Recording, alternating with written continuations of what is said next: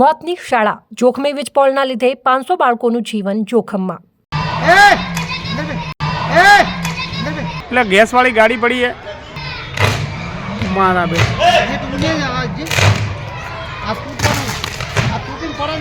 हाँ વાવ શહેરના જૂના બસ સ્ટેન્ડ વિસ્તારમાં વાવ પ્રાથમિક શાળા નંબર 1 અને 2 એવી 2 શાળાઓ આવેલી છે।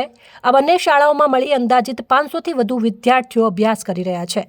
ત્યારે બંને શાળાની વચ્ચેથી 11,000 વોલ્ટેજનો વીજ વાયર પ્રસાર થાય છે। વધુમાં અહીંથી મુખ્ય માર્ગ પ્રસાર થાય છે। દિવસે અને રાત્રિના સમય દરમિયાન આ બંને હેવી વાયરો અથડાતા આગ ઝરે છે।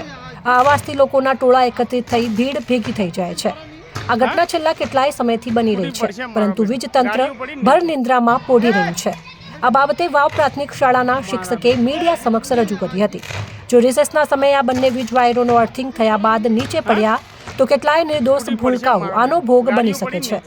રાજકોટ ટીઆરપી કાંડની ઘટનાની હજુ પણ શાહી પણ સુકાઈ નથી। તેવામાં ડીસાની ફટાકડાની ફેક્ટરીમાં આગ લાગતા 21 લોકો મોતનો શિકાર બન્યા છે। ત્યારે વાવમાં કોઈ અઘટિત ઘટના ન સર્જાય તે પૂર્વે જ વીજ તંત્ર જાગૃત બની આ બંને વીજ વાયરોને રિપેર કરે તેવી લોક માંગ ઉઠવા પામી છે।